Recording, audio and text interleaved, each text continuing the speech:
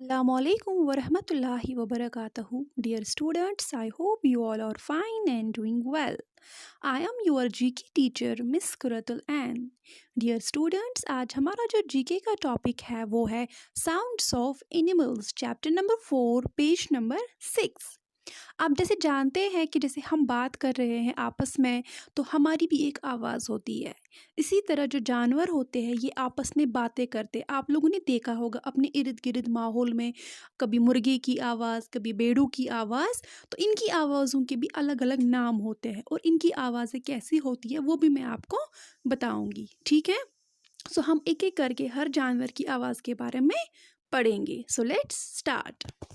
सबसे पहले है हॉर्स। हॉर्स की आवाज होती है नाई। इसके बाद है डॉग। डॉग क्या करता है? बार्क्स करता है।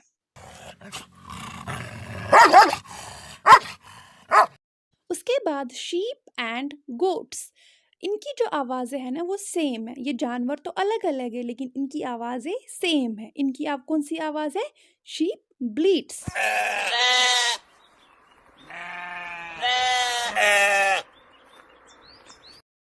इसके बाद है एलिफेंट। एलिफेंट की कौन सी आवाज़ है? ट्रम्पेट्स।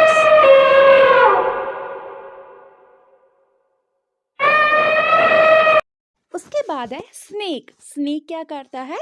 हिसिंग करता है।